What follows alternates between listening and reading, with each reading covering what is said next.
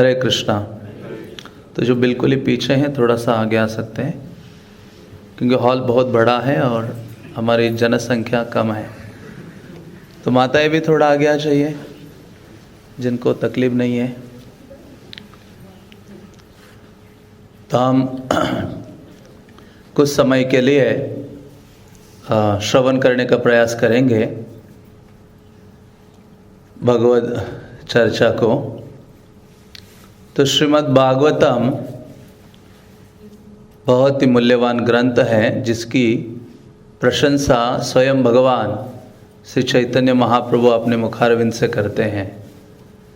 और चैतन्य महाप्रभु अपनी सारी शिक्षाओं को श्रीमद् भागवतम के आधार पर स्थापित करते हैं। इसलिए तो कहा गया है, आराध्य भगवान ब्रजेश तनया तद्धाम वृंदावनम, कि यदि आपसे कोई पूछता है कि आपके आराधनीय कौन है, तो चैतन्य महाप्रभु कहते हैं मैं उत्तर देने में सक्षम हूँ। चैतन्य महाप्रभु कहते हैं कि हमारे जो आराध्य देव है वो ब्रजेश तनया है। नंद महाराज के जो पुत्र हैं कृष्ण, वो हमारे आराध्य भगवान हैं। और उनकी जो स्तुति है, उनकी जो भगवत्ता है, वो परम भगवान है। उसकी स्थापना कहाँ की गई है? श्रीमद् भागवतम में की गई है। इसलिए श्रीमद् भागवतम केवल एक चीज पर आधारित है, एक सूत्र है, एक नींव है जिस पर श्रीमद् भागवतम खड़ा हुआ है, जो भागवतम ग्रंथ है, और जिसको श्रील प्रभुपाद ने हम सबको प्रदान किया। श्रील प्रभुपाद ने अपने जीवन में सबसे अधिक समय किसी के साथ बिताया है तो वो श्रीमद् भागवतम के साथ बिताया है, ऐसा उनके शिष्यगण कहते हैं। तो ऐसे श्रीमद् भागवतम को चैतन्य महाप्रभु स्थापित करते हैं, प्रशंसा करते हैं और सबको प्रेरित करते हैं कि क्या करना चाहिए? नित्यम भागवतः सेवया। अभी सेवया तो हमें सेवया की खीर याद आ जाती है, लेकिन क्या है? भागवत की सेवा करो। तो भागवत की कैसे सेवा करेंगे हम?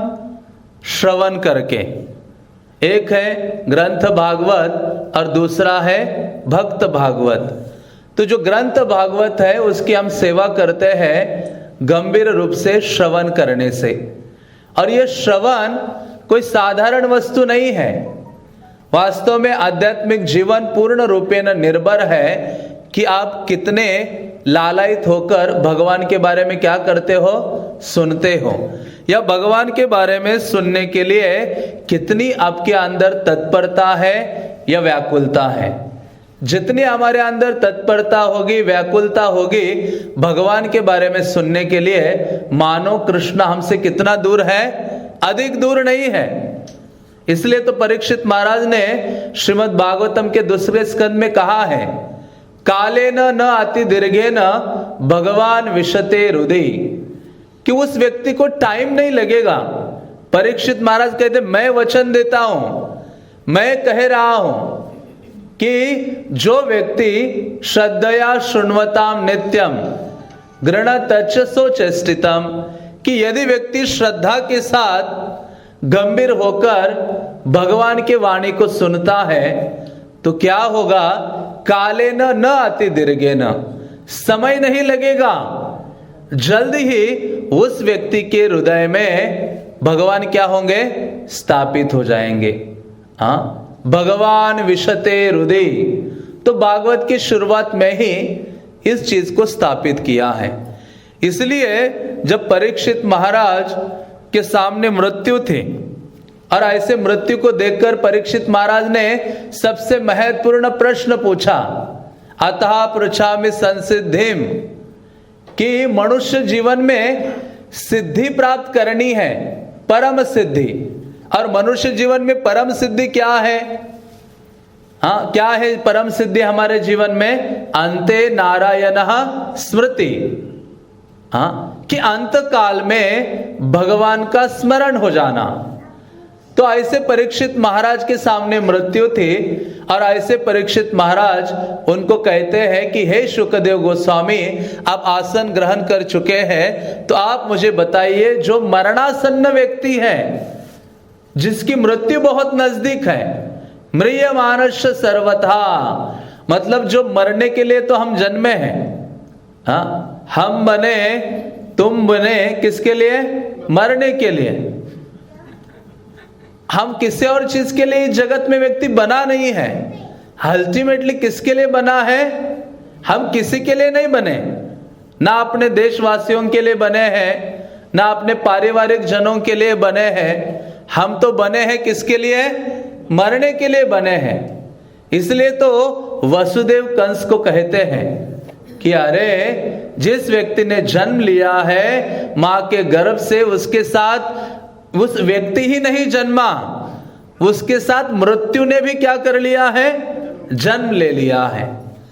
तो हमारे साथ दोनों जन्मे हैं, जन्म भी जन्मा है और दूसरा मृत्यु ने भी जन्म लिया है, बल्कि एक लिमिटेड समय है। तो इसलिए ऐसे परीक्षित महाराज को अपनी चिंता नहीं थी। ऐसे परीक्षित महाराज को किसकी चिंता थी? हम सबकी चिंता थी। भगवान तो अपने शुद्ध भक्तों को चूज करते हैं सारे जगत को शिक्षा प्रदान करने के लिए। हाँ, जैसे वो अर्जुन को चूज करते हैं भगवत गीता का उपदेश देकर। हाँ, जैसे घर में जब सास है, नई बहू आ जाती है, तो सास की हिम्मत नहीं होती डायरेक्ट बहू को बोलने की। किसको बोलती है वो? बेटी को बोलती है। उसके द्वारा वो समझ जाती है बहू क्या मुझे बोला जा रहा है। तो उसी प्रकार से भगवान भी अपने व्यक्ति को चूज करते हैं। भक्तोसी में सखा चेती रहस्यम है तदुत्तमम। तो अर्जुन उनके भक्त है, सखा है। उसी प्रकार से परीक्षित महाराज भी भगवान के क्या है? सबसे महान भक्त है। ऐसे भक्त की माता के गर्भ में ही उन्होंने भगवान का दर्शन किया था, या भगवान ने उनकी रक्षा की थी स्वयं। और ऐसे परीक्षित जन्म लेते ही ढूंढते हैं कौन वो व्यक्ति है जिसने मेरी माता के गर्भ में रक्षा की थी, या जिसने मुझे दर्शन दिया था। तो भगवान परीक्षित बाल्यावस्था से ढूंढ रहे थे। लेकिन एक दिन व्यासदेव कृष्ण को कहते, अरे कृष्णा, द्वारकाधीश आप क्या कर रहे हो? कब तक ये परीक्षित बालक ढूंढता रहेगा उस व्यक्ति को? आप खुद ही बता दो कि वो कौन है व्यक्ति? तुम ही हो। तो जो चतुर्भुज रूप उन्होंने देखा था माता के गर्भ में, तो ये क्या करते भगवान कृष्ण? अपना वो चतुर्भुज रूप परीक्षित के सामने प्रकट करते हैं, हाँ, राजसूय यज्ञ के आसपास। और तब वो समझ जाते हैं कि वास्तव में मेरे परम रक्षक कौन है? कृष्ण है। तो ऐसे परीक्षित महाराज को भगवान चूज करते हैं और जिनके द्वारा ये श्रीमद् भागवतम हमें प्रदान करते हैं। और प्रदान करके परीक्षित महाराज ये प्रश्न पूछते हैं कि मृत्यु जिसकी नजदीक है, या जो जन्मा है मरने के लिए, उस व्यक्ति का क्या कर्तव्य है? उसको किसके बारे में सुनना चाहिए? किस नामों का जप करना चाहिए? किसका स्मरण करना चाहिए? किसकी आराधना करनी चाहिए? हाँ, तो शुकदेव गोस्वामी बहुत सरलता से बारंबार एक ही चीज कहते हैं। वो कहते हैं, तस्मात् भारत सर्वात्मा भगवान ईश्वरो हरि श्रोतव्य कीर्तितव्य च देह पूज्य च नित्यदा। वो कहते हैं कि ऐसे जो परम भगवान है, उनके बारे में व्यक्ति को क्या करना चाहिए? सबसे पहले सुनना चाहिए। इसलिए उन्होंने श्रीमद् भागवतम में एक ही अध्याय में ये चीज उन्होंने बोली। उन्होंने कहा कि व्यक्ति को उनके बारे में सुनना चाहिए और उनका स्मरण करना चाहिए और उनका आराधना करनी चाहिए। तो ऐसे तभी संभव हो सकता है जब व्यक्ति क्या करे? भगवान के बारे में नित्य रूप से श्रवण करे। प्रभुपाद गीता के एक तात्पर्य में लिखते हैं, जिस व्यक्ति ने गंभीरता से भगवान का श्रवण कीर्तन अपने जीवन में नहीं किया है, ऐसे व्यक्ति को भगवान का स्मरण मृत्यु के समय नहीं होने वाला। तो मतलब इतनी गंभीरता आवश्यक है। भगवान का श्रवण कीर्तन ही आध्यात्मिक जीवन की जड़ है। जो हम सुनते हैं, जो हम देखते हैं, उसका हमें क्या होता है? स्वाभाविक रूप से स्मरण होता है। तो इसलिए ये श्रवण अंग, ये जो श्रवण है सबसे महत्वपूर्ण कार्य है। इसलिए प्रभुपाद को किसी ने पूछा, श्रील प्रभुपाद आप इतना कैसे बोल पाते हो? प्रभुपाद ने कहा कि मैं इसलिए अच्छे रूप से बोल पा रहा हूं क्योंकि मैंने अपने आध्यात्मिक गुरु से क्या किया है? गंभीरता से सुना है। इसलिए मैं क्या कर पा रहा हूं? कृष्ण का गुणगान करने की योग्यता मुझ में आ गई है। और प्रभुपाद की यही योग्यता थी। प्रभुपाद कहते थे कि मेरे आध्यात्मिक गुरु मुझे किसी और चीज से पहचानते नहीं थे। वो पहचानते थे कि ये जो युवक है ये क्या करता है?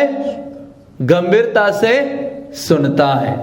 इसलिए भगवान इतना महत्व देते हैं कि ये जो श्रवण है वो हमारे चरित्र को बना सकता है और हमारे चरित्र को क्या कर सकता है? उद्ध्वस्त कर सकता है। यदि हम परिवर्तन चाहते हैं, अपने जीवन में भगवत धाम जाना चाहते हैं, तो पहली चीज हमें क्या करनी होगी? गंभीरता से लेनी होगी अपने जीवन में, और वो है श्रवण। इसलिए गीता में कई बार भगवान कहते हैं, हे अर्जुन तुम क्या करो? तत्शृणु, अरे सुनो। हाँ, भगवान कहते हैं। तो इसलिए भगवान बोलते नहीं हैं बल्कि स्वयं करके दिखाते हैं। भगवान श्री चैतन्य महाप्रभु के रूप में आए तो भी वो चाहे नवद्वीप धाम में हो या जगन्नाथपुरी में हो, वो क्या करते थे? नित्य रूप से श्रीमद् भागवतम को सुना करते थे। और इवन भगवान कृष्ण भी, भगवान कृष्ण स्वयं अपने बारे में सुनने की लालसा रखते हैं और स्वयं अपनी भगवत कथा को भगवान अपने कर्ण रंध्रों से सुनते हैं। इसलिए तो भागवतम कहता है कि भगवान हमारे हृदय में प्रवेश करते हैं। वो कहां से प्रवेश करते हैं? कानों के द्वारा। प्रविष्ट कर्ण रंध्रेण, श्रीमद् भागवतम कहता है कि भगवान कानों के माध्यम में प्रवेश करते हैं और अंदर जाके क्या करते हैं? प्रभुपाद कहते, कृष्ण कहते हैं कि मैं आपके हृदय में प्रवेश करता हूं और झाड़ू हाथ में लेता हूं और मैं उस भक्त के हृदय की क्या करता हूं? सफाई करता हूं। सोचो, जितना हम ईगर नहीं है अपना हृदय स्वच्छ करने के लिए, उतने अधिक ईगर कौन है? कृष्ण है, हमें अपने धाम ले जाने के लिए। बस हमें एक कदम कृष्ण की ओर डालना है। तो ऐसे भगवान कृष्ण प्रकट होते हैं कई रूपों में। और विशेष उनके जो रूप है वो किसके लिए है? हम जैसे बद्ध जीवों को अपनी ओर आकर्षित करने के लिए और आकर्षित करके अपने धाम वापस ले जाने के लिए। तो इसलिए मैं सोच रहा था कि आज हम श्रवण करें। भगवान जगन्नाथ क्या है? बने ही है श्रवणम के द्वारा। किसके द्वारा बने हैं? कृष्ण जब गंभीरता से सुनते हैं तो उनका रूप परिवर्तित हो जाता है और वो क्या बन जाते हैं? भगवान जगन्नाथ बन जाते हैं। तो हमने रिसेंटली ही जो ग्रंथ है, बुक है, भक्त वत्सलता का आश्रय स्थल श्री जगन्नाथपुरी, इसको रिलीज किया था जगन्नाथपुरी में। लगभग 6-7 हजार डिवोटीज थे जिनके बीच में। तो मैंने सोचा कि जगन्नाथ के बारे में कुछ चर्चा की जाए और जिसके द्वारा उनका जो धाम है उसके बारे में कुछ समझा जाए। तो भगवान प्रकट होते हैं, जैसे गीता में वो कहते हैं धर्मस्य ग्लानि, कि जब धर्म की ग्लानि हो जाती है, अधर्म बढ़ने लगता है, तो भगवान कहते हैं मैं अवतरित होता हूं। तो वास्तव में अधर्म क्या है? अधर्म यह है कि जीव भगवान की सेवा करना भूल जाता है और उस सेवा की स्थापना करने के लिए भगवान पुनः अवतरित हो जाते हैं। और सेवा ही क्या है? वास्तव में जीव का धर्म है।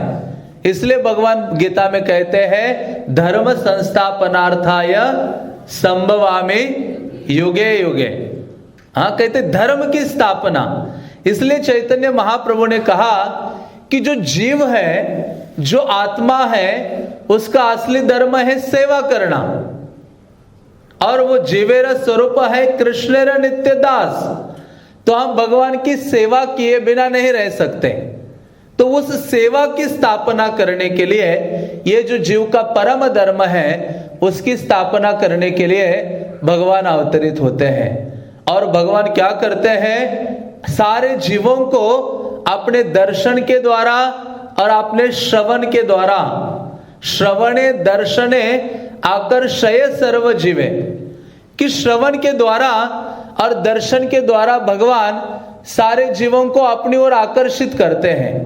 और उनका ऐसा एक विशेष रूप है, स्वरूप है, वो है भगवान जगन्नाथ, जिनके बारे में आपने कई बार सुना होगा।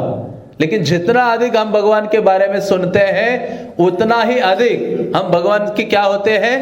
नजदीक हो जाते हैं। तो ऐसे भगवान जगन्नाथ, जिनके बारे में श्रील प्रभुपाद कहा करते थे कि वो कोई पंडानाथ नहीं है, या वो ओडिशा के नाथ नहीं है, वो सारे जगत के क्या है? नाथ है। इसलिए श्रील प्रभुपाद को एक बार लंदन में किसी ने पूछा, रिपोर्टर ने, आपने ये क्या डाल के रखा है? प्रभुपाद कहते हैं ये तो पट्टा है। जैसे कुत्ते के गले में पट्टा होता है, उसी प्रकार से ये रस्सी मैंने डाली हुई है। और जिस कुत्ते के गले में रस्सी नहीं होती, वो ऐसे ही सड़कों में भटकता रहता है, जो भी उठता है उसको पत्थर मारता है, हकाल देता है। लेकिन जिस कुत्ते के गले में रस्सी है या पट्टा है, तो वो व्यक्ति का कोई ना कोई, उस कुत्ते का कोई ना कोई होता है, स्वामी होता है, नाथ होता है। उसी प्रकार से प्रभुपाद कहते हैं हम अनाथ नहीं हैं, हम क्या है? सनाथ है। और हमारे नाथ कौन है? जगन्नाथ। कितने नाथ हैं? गोपीनाथ है, नहीं, जगन्नाथ है, श्रीनाथ है। हमारे संप्रदाय में तो बहुत सारे नाथ हैं। हाँ, तो हम अनाथ कैसे हो सकते हैं?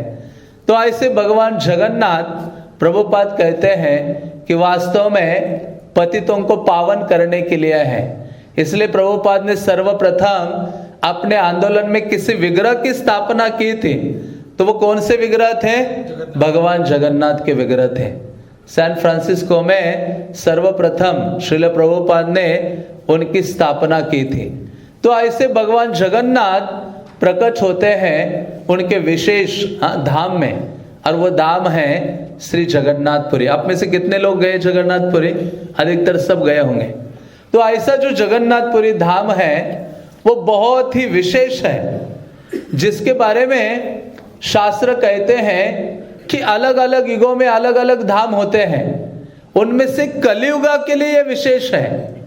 सत्ययुगा के लिए बद्रीनाथ है, त्रेता के लिए रामेश्वरम आदि है, द्वापर के लिए द्वारका है। लेकिन कलियुगा में कौन सा धाम है? जगन्नाथपुरी। क्योंकि हर युग में जब भगवान अवतरित होते हैं तो वो पर्सनली उस धाम में निवास करते हैं। जब बद्रीनाथ में सत्ययुगा में भगवान निवास करते थे, द्वापर कृष्ण स्वयं द्वारका में निवास करते थे, और त्रेता में रामेश्वरम में भगवान राम थे, और कलियुगा में भगवान स्वयं अपने कौन से रूप में अवतरित होते हैं? अर्चा अवतार, अर्चा विग्रह या डीटीज के रूप में भगवान प्रकट होते हैं, जो उनसे क्या है? अभिन्न है। तो ऐसे भगवान का जो धाम जगन्नाथपुरी और वो जो उनका विग्रह है वो कलियुगा के लिए है। और ऐसे भगवान प्रकट होकर दो चीजों से सारे जगत का उद्धार करते हैं। इसलिए शास्त्र कहते हैं कि आप जगन्नाथपुरी जाते हो और वहां यदि ये दो कार्य नहीं करते हो तो आप जगन्नाथपुरी नहीं गए हो। जैसे आप रामेश्वरम गए और आपने वहां स्नान नहीं किया, वहां कितने कुंड है? 22 कुंड है जिनमें आपको स्नान करना होता है, फिर जाके दर्शन करना है। तो वहां भगवत प्रसन्नता स्नान से है, बद्रीनाथ में तपस्या करने से है, द्वारका में भगवान ऐश्वर्य धारण करते हैं, उनको वहां कुछ ऐश्वर्य अर्पित करने से भगवान प्रसन्न होते हैं। लेकिन जगन्नाथपुरी में क्या करना होता है? आपको क्या करना होता है? बस हमें पता है कृष्ण एक ही रूप में अंदर प्रवेश करते हैं। कौन से रूप में? प्रसाद। इसलिए कोई भी प्रोग्राम होता है तो उसमें ये अनाउंसमेंट निश्चित होती है, फॉलोड बाय कृष्ण प्रसाद। हाँ, हम किसी को फॉलो करें या ना करें, लेकिन प्रसाद हमें कभी कभी क्या करता है? फॉलो करता है, या तो हम प्रसाद को क्या करते हैं? फॉलो करते हैं। तो इसलिए शास्त्र कहते हैं जगन्नाथ जानते हैं कि कलियुगा के जीव ये तो उनकी चेतना अन्नमय चेतना है। अधिकतर हमारी चेतना किसमें अटकी हुई है? अन्नमय। इसलिए उनको अन्न ब्रह्म कहा जाता है। क्या कहा जाता है? अन्न ब्रह्म। क्योंकि अन्न ब्रह्म से ही हम संतुष्ट हो सकते हैं, सुख और शांति का अनुभव कर सकते हैं। हाँ, इसलिए प्रभुपाद जब अमेरिका गए तो उन्होंने एक ही टूल अपनाया, और वो कौन सा टूल था?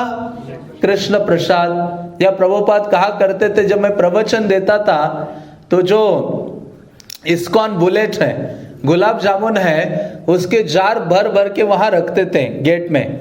हाँ, कि जिसको भी जो भी प्रवचन में आएगा उसको फ्री छूट है। आप जब तक आपका मन करता है तब तक श्रवण करो, जब जाने का मन करे तो क्या करना है? आपको दरवाजे के पास जाना है, वहां बड़ी बड़ी जार रखी हुई थी, उनका ढक्कन खोल के रखा था। आपको बस जाना है, उसमें से जितने मर्जी गुलाब जामुन लेने, खाने और निकल जाना है। तो कई जो लोग सोचते थे कब तक प्रवचन सुनते रहे। कई बार हमें प्रवचन को भी हम टॉलरेट करते रहते हैं, नहीं? हम कहते टॉलरेंस बढ़ रहा है। तो चाहे इस संसार को टॉलरेट करो या कृष्ण को टॉलरेट करो, हाँ, भगवत माया या फिर जो भौतिक माया है। तो ऐसे व्यक्ति जब निकलता था तो वो जाता था दरवाजे के पास, और वहां जाकर हाथ डाल के गुलाब जामुन लेके 1 2 3 खा के जैसे कदम बाहर डालने का प्रयास करता था, कहता है नहीं, यू टर्न लेके फिर से आके बैठ जाता था। तो प्रभुपाद देखा करते थे, तो प्रभुपाद आनंदित हो जाते थे। तो प्रभुपाद ने उस गुलाब जामुन का नाम ही बदल दे दिया। उसको क्या बोला प्रभुपाद ने? ISKCON bullet. या ऐसी गोलियां हैं, एक बार ना कोई इसको ग्रहण करता है तो वो फ्लैट हो जाता है, और वो हमेशा हमेशा कृष्ण के शरणागत हो जाता है। तो इसलिए भगवान जगन्नाथ या भगवान प्रकट होते हैं अपने इस कृपा के द्वारा जगत को शुद्ध करके, हाँ, अपने चरणों में लाने के लिए। इसलिए कहा गया है जगन्नाथ भात जग पसारे हाथ। क्या कहते हैं? बोलिए एक साथ, जगन्नाथ भात जग पसारे हाथ। मेरे पीछे, जगन्नाथ भात जग पसारे हाथ। जग पसारे हाथ। सही है। वास्तव में जगन्नाथ का जो प्रसाद है, जिसको प्राप्त करने के लिए देवी देवता भी लालायित हो जाते हैं। स्वर्ग से इंद्र, चंद्र, वरुण सब जगन्नाथ टेम्पल में भ्रमण करते हैं। आज भी रोज देवतागण आते हैं। विभीषण भी आज भी रोज संध्याकालीन समय में जगन्नाथ मंदिर में आते हैं, जगन्नाथपुरी में जगन्नाथ की सेवा करते हैं। आज भी एक पंडा का घर है जिसके घर में उस विभीषण का कंगन है, इतना बड़ा कंगन है। हाँ, तो ऐसे देवता गण भी भगवान जगन्नाथ का प्रसाद स्वीकार करने के लिए लालायित रहते हैं, तत्पर होते हैं, आते हैं और शुद्ध हो जाते हैं। तो ऐसे ही भगवान जगन्नाथ का प्रसाद खाने की जो लालसा है इंद्र के अंदर उत्पन्न हो गई। ये जो इंद्र है, इंद्र ने सोचा कब तक स्वर्ग में ये सारे व्यंजन खाते रहूं, क्योंकि असला आनंद जगन्नाथपुरी में जगन्नाथ प्रसादम में है। इसलिए शास्त्र कहते हैं जगन्नाथपुरी जाकर 2 कार्य करने हैं, और वो 2 कार्य क्या है? अधिक से अधिक भगवान जगन्नाथ का दर्शन। क्या करना सबसे अधिक? जगन्नाथ के दर्शन। क्यों? क्योंकि तव दर्शनात् मुक्ति। भगवान जगन्नाथ का दर्शन करने मात्र से व्यक्ति भौतिक बंधनों से पूर्णता मुक्त हो जाता है और भगवान के धाम जाने की उसमें योग्यता धारण करता है केवल दर्शन करने मात्र से। इसलिए श्री चैतन्य महाप्रभु जब तक जगन्नाथपुरी में रहे, लगभग 18 साल जगन्नाथपुरी में रहे, तब तक प्रतिदिन चैतन्य महाप्रभु का रूटीन था। सुबह उठते थे, समंदर स्नान करते थे, आके अपने जो सेवक है काशीश्वर पंडित और गोविंद दोनों को लेकर पहले जगन्नाथ मंदिर जाते थे। गोविंद उनके पीछे पीछे चलते थे उनका जल पात्र लेकर, और काशीश्वर पंडित उनका जो सेवक था बहुत ही बलिष्ठ था, बहुत हाइटेड था, चैतन्य महाप्रभु के समान 7 फुट लंबाई थे। और वो चैतन्य महाप्रभु के आगे चला करता था। इतनी भीड़ होती थी कि वो एक हाथ से ऐसे लोगों को अलग कर देता था। महाप्रभु कहते थे, वाह काशीश्वर, तुम में तो बहुत योग्यता है, सामर्थ्य है, शक्ति है। तो ऐसे काशीश्वर पंडित आगे चलते थे और चैतन्य महाप्रभु पीछे पीछे चलते हुए जाकर भगवान जगन्नाथ का दर्शन किया करते थे प्रतिदिन, और घंटों तक जगन्नाथ का दर्शन करते थे। और चैतन्य महाप्रभु कहाँ खड़े होकर दर्शन किया करते थे? गरुड़ स्तंभ के पास। क्यों गरुड़ स्तंभ के पास? उसके कई कारण हैं। एक कारण तो यह है कि श्री चैतन्य महाप्रभु राधा रानी के भाव में हैं और गरुड़ स्तंभ के पास खड़े होंगे तो वहां से केवल कौन दिखाई देते हैं? जगन्नाथ जी दिखाई देते हैं। आप कभी जगन्नाथपुरी जाओ तो वहां खड़े रहेंगे तो आपको केवल जगन्नाथ नजर आते हैं। और राधा रानी के भाव में होने के कारण चैतन्य महाप्रभु या राधा रानी केवल कृष्ण को देखने में ही आनंद अनुभव करती हैं। तो उसी प्रकार से श्रील प्रभुपाद के जो गुरुदेव भक्ति सिद्धांत सरस्वती जब गरुड़ स्तंभ के पास खड़े होकर वो भी दर्शन किया करते थे, तो किसी ने पूछा कि आप क्यों गरुड़ स्तंभ के पास खड़े होकर जगन्नाथ का दर्शन करते हैं?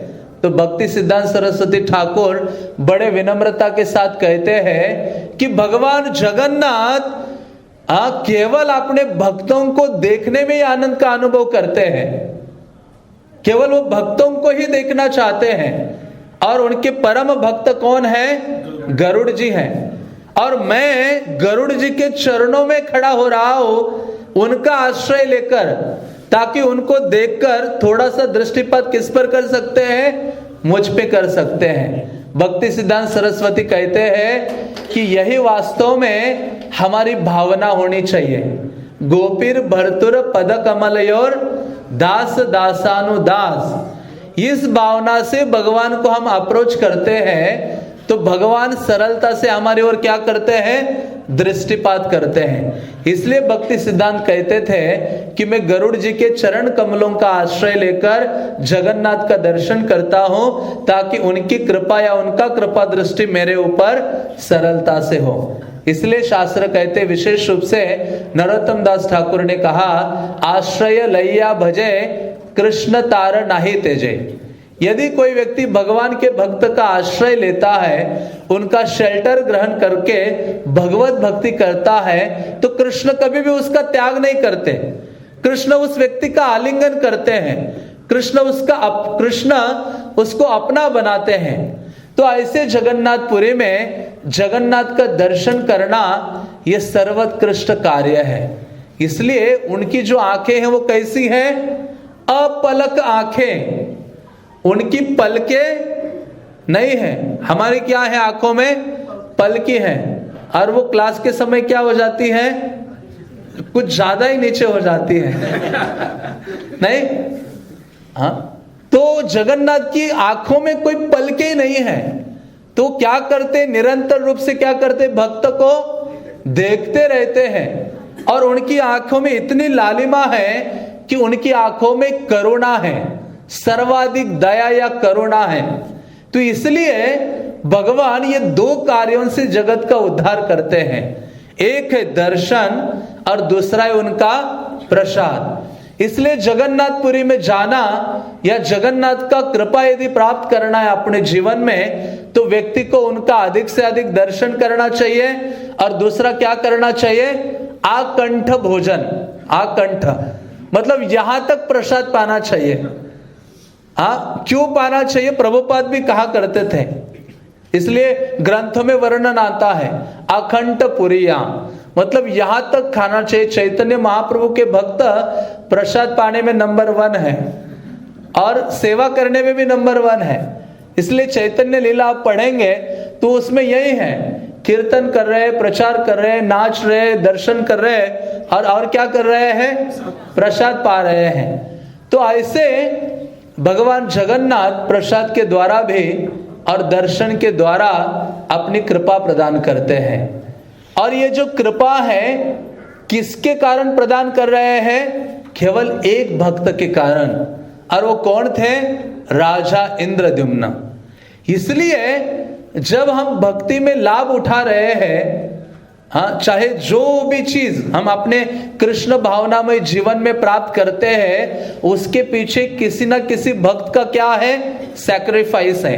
क्या है, सैक्रिफाइस है। उसको हमें कभी भी नहीं भूलना चाहिए। इसलिए हमारा हृदय हमेशा कृतज्ञता से भरा होना चाहिए। जब भगवान जगन्नाथ के बारे में सोचते हैं तो हमें राजा इंद्रद्युम्न का स्मरण होना चाहिए। क्यों, राजा इंद्रद्युम्न के बारे में तो बहुत कुछ कहा जा सकता है, लेकिन ऐसे राजा थे उज्जैन अवंती के कि जिनके हृदय में एक दिन अचानक इतनी लालसा जागृत हो गई कि मुझे भगवान को साक्षात अपने इन आंखों से दर्शन करना है। तो जब ये लालसा उनके हृदय में जागृत हो गई, उसी समय उन्होंने प्रश्न पूछा अपनी सभा में कि कौन सा ऐसा स्थान है पृथ्वी में जहां भगवान को मैं अपने आंखों से देखूं, आई टू आई, साक्षात। तो भगवान, कोई भी मंत्री या कोई भी व्यक्ति बोल नहीं पा रहा था। उसी समय एक जगन्नाथ कृष्ण सन्यासी के रूप में खड़े हो गए उस सभा में और इंद्रद्युम्न को कहा कि इंद्रद्युम्न, एक ऐसा स्थान है जो समंदर के तट पर है, जो पुरुषोत्तम क्षेत्र के रूप से जाना जाता है, वहां भगवान निवास करते हैं और वो साक्षात कृष्ण है। तो जैसे ही महाराज इंद्रद्युम्न ने सुना तो वो सारा छोड़कर निकल पड़ते हैं। उनके साथ पूरा प्रजा निकलता है और वो जगन्नाथपुरी में निवास करते हैं, जिनके लिए भगवान बाद में क्या होते हैं, प्रकट होते हैं। तो जब भगवान प्रकट हो गए तो इंद्रद्युम्न की इतनी भक्ति, इतनी सेवा भावना को देखा तो उन्होंने पूछा कि राजा इंद्रद्युम्न, तुम इतना मुझसे प्रीति रखते हो, बताओ तुम कुछ मांगो मुझसे। हाँ, भगवान हमेशा क्या करते, आदान प्रदान करते हैं अपने भक्तों के साथ। जैसे उनको कहा कि आप मुझसे कुछ मांगो, तो राजा इंद्रद्युम्न ने 3 ही चीज मांगी। एक चीज उन्होंने कही कि हे कृष्ण, आप इस जगत में प्रकट हो गए हो अपने भ्राता बलराम और सुभद्रा के साथ, तो आप क्या कीजिए, आप अधिक से अधिक इस जगत को दर्शन प्रदान कीजिए। इसलिए आपका जो मंदिर है या आपके दर्शन है वो बहुत कम समय के लिए बंद होने चाहिए। इसलिए जगन्नाथपुरी में जाते हैं तो भगवान बहुत कम समय के लिए सोते हैं। रात को 12 बजे भी जाओ तो जगन्नाथ जी वहां बैठे हैं। हाँ, किसको दर्शन देने के लिए, हम सबको दर्शन देने के लिए। 1 बजे भी जाओ तभी भी, सुबह अर्ली मॉर्निंग पहुंच जाओ तो भी वो उठ के खड़े हैं। क्यों, किसका वचन रख रहे हैं, इंद्रद्युम्न का। और दूसरा उन्होंने कहा कि हे भगवान कृष्ण, आपकी जो उंगलियां हैं हाथ की, वो हमेशा गिली होनी चाहिए, कभी सूखनी नहीं चाहिए। उसका अर्थ है कि हम आपको अनंत हजारों प्रकार के व्यंजन अर्पित करेंगे। आपको क्या करना है, उसको खाते रहिए, उन भोगों को खाते रहिए। इसलिए जगन्नाथ पुरी में भगवान दिन में 8 बार खाते हैं। कितनी बार खाते हैं, 8 बार। और इतना खाते एक बार कि 25,000 लोग खा सके, इतना एक बार खाते हैं। इसलिए वो वर्ल्ड का सबसे बड़ा किचन है जहां 752 चूल्हे हैं और 4000 डिवोटीज कुक करते। कितने, हमारे सोच से परे हैं। हाँ, तो ऐसे भगवान जगन्नाथ हजारों मटकों में भरा हुआ जो भोगा है उसको स्वीकार करते हैं और प्रसाद के रूप में हमें प्रदान करते हैं। और तीसरी चीज उन्होंने मांगी थी कि हे कृष्णा, मुझे कोई संतान नहीं होनी चाहिए, मुझे पुत्र नहीं चाहिए। बल्कि शास्त्र कहता है पुत्रार्थे क्रियते भार्या पुत्र पिंड प्रदायनम, कि कहते हैं कि व्यक्ति गृहस्थ जीवन में जाता है क्यों? क्योंकि पुत्र चाहिए। पुत्र क्यों चाहिए? जो आगे चल के पिंडदान करे, वंश को आगे बढ़ाए। लेकिन यहाँ राजा इंद्रद्युम्न कहते कि मुझे कोई संतान नहीं चाहिए, मुझे कोई पुत्र नहीं चाहिए। तो भगवान कहते क्यों? कहते हैं कि इतना सारा ऐश्वर्य है, आपका इतना विशाल भवन, इतना धन आदि, वो सोचेगा कि ये मेरा है और उसका वो दुरुपयोग करेगा, उसका उपभोग करेगा। इसलिए मुझे क्या नहीं चाहिए? संतान नहीं चाहिए। सुन के ही भगवान जगन्नाथ क्या करने लगे? रोने लगे। कहते कैसा ये डिवोटी है। इसलिए तो भगवान कहते हैं ना कि मैं भक्तों के प्रेम इतना अधिक मुझसे प्रीति करते हैं कि उसको मैं अदा नहीं कर सकता ना, वापस नहीं दे सकता। तो इस प्रकार से जब महाराज इंद्रद्युम्न ने ये चीजें बोली तो भगवान कहते हैं आपको एक पुत्र ही क्या, अभी हम आपके सारे पुत्र और पुत्रियां हैं।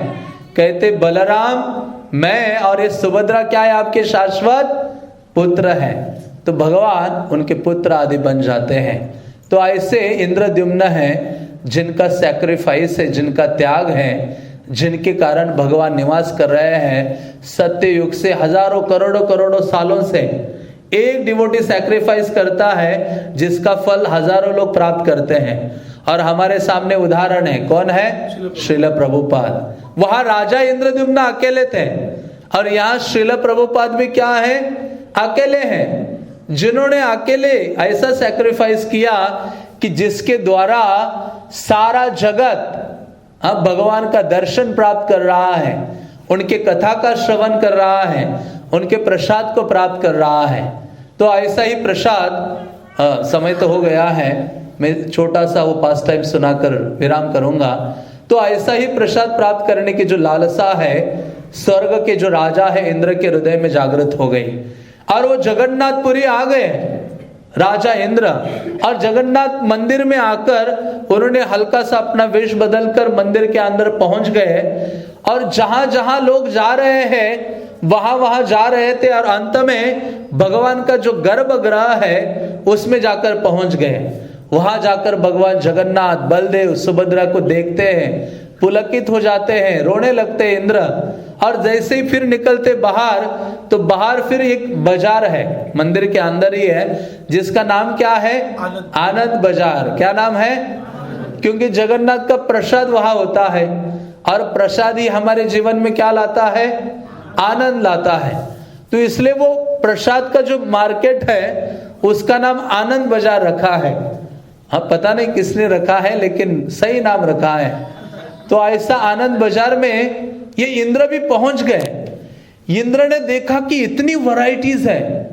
जगन्नाथ को 400 450 से अधिक व्यंजन अर्पित किए जाते हैं और इतने सारे व्यंजनों को देखकर, भगवत प्रसाद को देखकर, क्योंकि जिसको खाने के लिए शिवजी लालायित थे, जिन्होंने नारद के नाखूनों से थोड़ा बचा हुआ प्रसाद क्या किया था? लेकर खा लिया था। नाखून के अंदर सोचो, हम किसी के नाखून थोड़े बढ़ जाए तो भी घृणा करने लगते हैं, लेकिन जो वैष्णवानाम यथा शंभु, महादेव नारद को कहते कि अरे तुम वैकुंठा से आए हो, प्रसाद पाके आए हो, तो मैं तुम्हारा भाई हूं, मेरे लिए कुछ लेके नहीं आए, शायद तुम्हारे नाखून में कुछ बचा होगा। नारद सही में देखते, अरे नाखून में कुछ महाप्रसाद के कण है। शिवजी उनके नाखूनों से वो महाप्रसाद निकालते हैं, उसको खाकर नाचने लगते हैं और उस इतना नाचते कि पार्वती घर में नहीं थी, वो होती तो नहीं नाचते, डरते हैं। हाँ, तो वो नाचने लगते हैं। पृथ्वी कहते कि हे पार्वती आओ आओ, वो इतना नृत्य कर रहे हैं, मैं तो धस जाऊंगी, मुझे कष्ट हो रहा है। पार्वती आके कहते कि हरि बोल, क्या हो गया आपको आज, मानो आप तांडव नृत्य कर रहे हो। कहते कि ये सब प्रसाद का प्रभाव है। हाँ, तो कहते कैसे आप पति हो, नाम के लिए प्रचार कर दिया है, अर्धांगिनी हूं अर्धांगिनी हूं, पूरा प्रसाद अकेले खाते हो, टाइटल मुझे अर्धांगिनी का दे दिया है, तो प्रसाद आधा मेरे लिए भी तो रखना चाहिए था। तो कहते नहीं, शिव जी कहते तुम्हारे लिए प्रसाद नहीं है। पार्वती देवी गुस्सा हो जाती है, कैसे कैसे आप कह सकते कि भगवत प्रसाद मेरे लिए नहीं है? मैं अभी कैलाश को त्याग देती हूं और तपस्या करने के लिए निकल पड़ी पार्वती देवी, और तपस्या कर लिया उन्होंने। किसके लिए तपस्या किया? प्रसाद के लिए। हमारे लिए तपस्या कुछ भी नहीं है, 45 मिनट्स क्लास सुनना है, प्रसाद हमारे लिए क्या करता है? इंतजार करता है। वहां पार्वती देवी लंबे समय के लिए तपस्या कर रहे थे, और ऐसी तपस्या करके भगवान आए। उन्होंने कहा हे भगवान आपके चरणों में निवेदन है, मुझे प्रसाद चाहिए आपका। भगवान ने कहा आपको ही नहीं, आपको माध्यम बनाकर कलियुगा में मैं प्रकट होऊंगा अपने दारू ब्रह्म, हाँ, लकड़ी के विग्रह के रूप में बलभद्र सुभद्रा के साथ, और सारे संसार को, सारे जगत को प्रसाद प्रदान करूंगा। तो पार्वती के कारण वो प्रसाद प्राप्त होता है। तो उसी की लालसा इंद्र के हृदय में, इंद्र पहुंच गए वहां, और जैसे पहुंचे देखा प्रसाद, तो उन्होंने लेना शुरू किया। हाँ, ले लिया प्रसाद, पैक, चलो ये भी पैक करो, वो भी पैक करो। जो शॉपकीपर है वो सारी चीजें पैक कर रहे थे, दे रहे थे, इंद्र ने ले लिए। हाँ, क्योंकि वहां बहुत स्वर्ग में बहुत लोगों को बांटना है उनको प्रसाद, और ले लिया प्रसाद। तो शॉपकीपर कहता है कि इंडियन करेंसी है आपके पास? जगन्नाथपुरी में तो इंडियन करेंसी चलती है। ये कहता है मैं तो स्वर्ग से आया हूं, मेरे पास कोई इंडियन करेंसी नहीं है। तो ये बिना बताए कुछ बोले ही नहीं, सारे थैले या जो भी पैक होता है जगन्नाथ प्रसाद को अपने दोनों हाथों में लेकर इंद्र चलने लगे। जगन्नाथ मंदिर का जो सिंह द्वार है, 22 सीढ़ियां हैं, उतरकर सिंह द्वार से वो निकल पड़े समंदर की ओर, जहां एक स्थान है जहां से वो आते हैं और चले जाते, एक बिंदु है, आज भी वहां वो पत्थर लगा हुआ है। तो ऐसे ये निकलने लगे बाहर मंदिर से, तो शॉपकीपर भी उनके पीछे चलने लगा। चलते चलते गया वहां, फाइनली जहां रुक गए समंदर के किनारे, और वहां कहते कि अभी मैं यहां से स्वर्ग जाऊंगा, इसलिए उस स्थान का नाम क्या है? स्वर्ग द्वार है। कि देवतागण वहां से आते हैं जगन्नाथपुरी में, और वहां से ही अपने स्थान में चले जाते हैं। कहते कि मैं तो पैसे नहीं दे सकता हूं इंडियन करेंसी, मैं तो इंद्र हूं। कहते इंद्र हो, क्या प्रमाण है? हाँ, इंद्र तो बारिश करता है, यदि तुम इंद्र हो तो क्या करके दिखाओ मुझे? बारिश करके दिखाओ। कहते अब भी बारिश करता हूं। इंद्र ने ऐसे जैसे इशारा, इच्छा करने मात्र से ही घनघोर वर्षा हो गई। ये जो शॉपकीपर है वो सोचता है इंद्र आपको प्रणाम, आप तो सही में इंद्र हो, हाँ, बारिश कोई भी और नहीं ला सकता।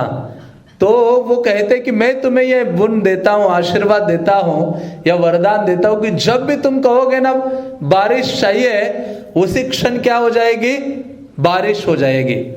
हाँ, तो ये आ गया व्यक्ति, अभी उसने पैसे नहीं लिए, कुछ नहीं लिए, वरदान लेके पहुंच गया, अपने आनंद बाजार में पहुंच गया। वहां खड़े होकर 1-2 दिन बिताया, और फिर उसने इच्छा व्यक्त किया, अरे इंद्र ने जो वरदान दिया उसको दिखाता हो, सबको दिखाता हो। जगन्नाथ मंदिर के अंदर दोपहर का समय था और समर था, बहुत धूप आदि थी, गर्मी हो रही थी, और इसने कहा कि यहां अभी वर्षा हो जानी चाहिए। उसी समय घनघोर वर्षा हुई।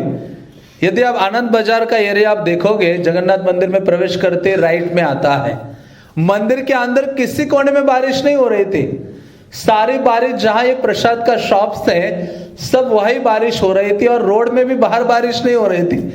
लोग आश्चर्य कर रहे थे कि ये बारिश आई कैसे, कैसे यहाँ ये संभव है। हाँ, तो फिर राजा आता है और ये व्यक्ति बताता है, हाँ, कि वास्तव में ये किसकी कृपा रही है? इंद्र की। हाँ, जो जगन्नाथ का जो प्रसाद है, जिसको पाने के लिए अपने स्वर्ग का सिंहासन छोड़कर यहाँ आए, इसलिए क्या है, ये जगत ही नहीं, सारे जगत के लोग जगन्नाथ के भात के लिए क्या करते हैं? अपने हाथ को पसारते हैं। हाँ, इसलिए मैंने शुरुआत में ही कहा था, जगन्नाथ भात जग पसारे हाथ। तो ऐसे भगवान जगन्नाथ है जिनकी असीम लीलाएं हैं, जिनमें व्यक्ति पूर्ण रूपेण डूब सकता है। तो ऐसे भगवान अपनी कृपा का प्रदर्शन करते हैं दो चीज़ों के द्वारा, एक है उनका प्रसाद और एक है उनका दर्शन। इसलिए चाहे व्यक्ति जगन्नाथपुरी में हो या नहीं भी हो, लेकिन व्यक्ति को क्या करना चाहिए? अधिक से अधिक भगवत दर्शन करना चाहिए। और इस दर्शन से क्या होता है? जगत का दर्शन करने की लालसा कम हो जाती है। अभी तो जगत का दर्शन हम कितना करना चाहते हैं। पहले तो बचपन में हमने देखा एक ही दर्शन था जिसका नाम था दूरदर्शन, है ना? आपको याद है किसी को? और अभी तो सबके पास क्या है? नजदीक का दर्शन है। हाँ, इसलिए प्रभुपाद कहा करते थे, हाँ, जब शुरुआत में जगन्नाथ के विग्रह स्थापित किए तो प्रभुपाद ने कहा भगवान के मंदिर में आओगे तो आपको खाली हाथ नहीं आना चाहिए। तो मैं एक बार ऐसे प्रवचन दे रहा था तो बहुत लोग थे। मैंने कहा सब लोग, आज कौन कौन व्यक्ति मंदिर में आया और जो खाली हाथ आया है, मतलब कुछ ना कुछ भगवान के लिए लेके आना चाहिए। सबने कबने हाथ उठ पर किया कि हम खाली हाथ आए हैं। मैंने कहा पॉसिबल ही नहीं है। सब लोग अपने साथ क्या लेके आए हैं? मतलब हम आए भगवान के लिए तो लाए नहीं कुछ, लेकिन खाली हाथ नहीं आए हैं। क्या लेके आए? अपने हाथ में ये गैजेट लेके आए हैं। तो प्रभुपाद कहा करते थे कि वास्तव में ये जो दर्शन है भगवान का अधिक से अधिक करना चाहिए, जिसके द्वारा सांसारिक दर्शन करने की हमारी लालसा क्या होगी? कम हो जाएगी। इसलिए चैतन्य महाप्रभु तो रो पड़े एक बार। चैतन्य महाप्रभु दर्शन करने के लिए गए जगन्नाथ मंदिर में, और जब दर्शन कर रहे थे बहुत भीड़ थी। उस भीड़ में एक बूढ़ी औरत भी थी उड़ीसा की, और वो जो गरुड़ स्तंभ है, वो जो बेचारी स्त्री, बूढ़ी स्त्री थी जिसको जगन्नाथ जी दिख नहीं रहे थे, बहुत भीड़ थी। तो प्रयास कर रही थी, तो उसने क्या किया? खड़ी हो गई, चैतन्य महाप्रभु के कंधे में एक पांव रख दिया और एक पांव गरुड़ स्तंभ में रखा और वहां से देखने लगी। तो उनका सेवक कहता है कि अरे उतर जाओ, नीचे उतर जाओ। तो उतरती नहीं है। तो चैतन्य महाप्रभु कहते हैं उनको उतारो मत, देखो इसके हृदय में कितनी लालसा है जगन्नाथ को देखने की। मैं इसके चरणों की धूली लेना चाहता हूं इस स्त्री के। इसके हृदय में जितना प्रेम जगन्नाथ के लिए है, कृष्ण को देखने की इतनी लालसा है, उसका थोड़ा अंश भी किसके अंदर आ जाना चाहिए? मेरे अंदर आ जाए तो मेरा जीवन धन्य हो जाएगा। तो ऐसे चैतन्य महाप्रभु प्रार्थना करते थे। तो इस प्रकार से कहने का तात्पर्य है कि भगवत कृपा हमें अनुकूल करनी है तो हमें श्रवण करना चाहिए, और जगन्नाथ की कृपा विशेष रूप से अनुकूल हो सकती है यदि हम उनका अधिक से अधिक दर्शन करते हैं और अधिक से अधिक क्या करते हैं? श्रवण करते हैं। तो रिसेंटली ही जैसे प्रभु जी अनाउंस कर रहे थे, हमने बुक लॉन्च किया था जगन्नाथपुरी में। हिज होलीनेस गोपाल कृष्ण महाराज ने 7000 डिवोटीज थे जगन्नाथपुरी में। तो ये 624 पेज का बुक है, हिंदी में है, और लगभग 2 साल के बाद शायद इंग्लिश में ट्रांसलेट होके पब्लिश हो जाएगा। तो ये जगन्नाथपुरी बुक है जिसके बारे में कई सारे वैष्णव जो सीनियर वैष्णवाज हैं उन्होंने इसका गुणगान किया है। और ये ऐसा ग्रंथ है जिसमें जगन्नाथ के बारे में कुछ भी आप सोचते हो, कोई भी एस्पेक्ट हो, चाहे उनका प्रसाद हो, किचन हो, इवन टेम्पल के अंदर घुसते हो तो पहला जो स्टेप है वहां से अंदर मंदिर के अंदर जो छोटे छोटे 100 टेम्पल्स हैं, फिर जगन्नाथपुरी के जितने भी पौराणिक स्थान है, महाप्रभु के स्थान है, मतलब कुछ भी आप जगन्नाथ के बारे में सोचो, उनके वस्त्र है, उनकी पताका है, जो मर्जी आपको याद आता है, तो सब कुछ इस ग्रंथ में डालने का प्रयास किया है। और अधिक से अधिक डिवोटीज इसको रिसेंटली लॉन्च होने के बाद पढ़ रहे हैं, और सरल रूप में इसमें 10 सेक्शंस बनाकर जगन्नाथ के जो ये कथा है उन सबको प्रस्तुत करने का प्रयास किया है। तो लोकनाथ महाराज ने इसका फॉरवर्ड लिखा है, और लोकनाथ महाराज ने मुझे पर्सनली कहा जब उनको ये बुक दिया था फॉरवर्ड लिखने से पहले, उन्होंने कहा कि मैंने अपने जीवन में कई जगन्नाथ के ऊपर बुक पढ़ी है, लेकिन ये बुक सारे किताबों का बाप है, ऐसा महाराज कहा करते थे। ये उनका पर्सनली वो था। और प्रबोधानंद सरस्वती महाराज ने कहा था कि वो उड़ीसा से हैं और वो इस्कॉन में जगन्नाथ कथा के लिए बहुत फेमस है, जैसे पुरुषोत्तम स्वामी महाराज भी हैं। पुरुषोत्तम महाराज ने रिसेंटली मायापुर में मिलकर मुझे कहा, जब उन्होंने बुक देखा और गोत्र हुए, वो कहते हैं कि इसमें ऐसे नहीं लग रहा है कि कुछ बचा होगा अभी जगन्नाथ के बारे में कुछ प्रेजेंट करने का। पुरुषोत्तम महाराज कहते हैं कि उनकी तो 2-3 बुक्स हैं जिनको हम हिंदी में अनुवाद कर चुके हैं। तो महाराज ने कहा कि ये जगन्नाथ ही नहीं बल्कि उड़ीसा में जितने भी चैतन्य महाप्रभु से संबंधित स्थान हैं सबको बहुत अच्छी तरह से कवर किया है और बहुत विस्तृत रूप से कवर करने का प्रयास किया है। तो ये रिसेंटली लॉन्च बुक है हिंदी में और हमने सोचा कि यहाँ आया ही है तो इसका इन्फॉर्मेशन प्रदान करो और आप सब लोग इस ग्रंथ का लाभ उठा सकते हैं और जगन्नाथ की महिमा से और अधिक अवगत हो सकते हैं और दूसरों को भी अवगत करा सकते हैं। हरे कृष्णा कृष्णा कृष्णा हरे हरे, हरे राम राम राम हरे हरे। जगन्नाथ बलदेव सुभद्रा महारानी की, श्रील प्रभुपाद की। तो कुछ ही कॉपीज अवेलेबल हैं तो आप प्राप्त कर सकते हैं। हरे कृष्णा। 45 ग्राम